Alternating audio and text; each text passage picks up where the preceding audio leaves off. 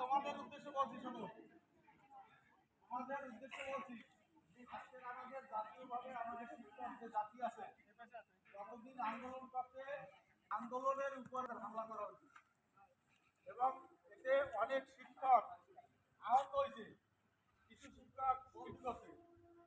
এখন এর প্রতিবাদে আমাদের আজকে কর্মবিরতি। আগামী দিনে তোমরা স্কুলে আসবা। কর্মবিরতি মানে আমরা স্কুল পরিত্যাগ করি নাই।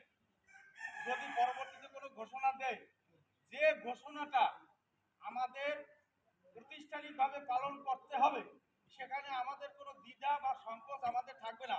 এমনও হইতে পারে আমাদের এই আন্দোলনে শরীক হওয়ার জন্য আমাদের সেই কেন্দ্রীয় কার্যালয় বা কেন্দ্রীয় যে মিটিং হবে, সেই মিটিংয়ে আমাদের সবার অ্যাটেন্ড করা লাগবে পারে।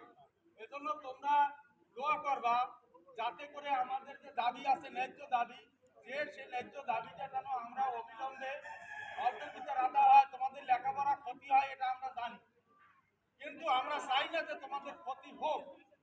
এ মর্মে তোমরা একটু ফরিয়াদ করবা যাতে করে আমাদের দাবিটা অল্পতে পূরণ হয়, তোমাদের লেখাপড়ার কেন্দ্রবিন্দুতে আমরা যেন অল্প সময়ের মধ্যে ফিরে আসতে পারি।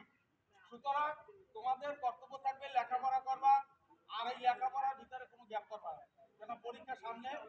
আর একটা বিষয় হলো যে যারা বৃত্তি পরীক্ষা দেবে তাদের ব্যাপারে তোমাদের যে মেসেজ আছে, এই মেসেজটা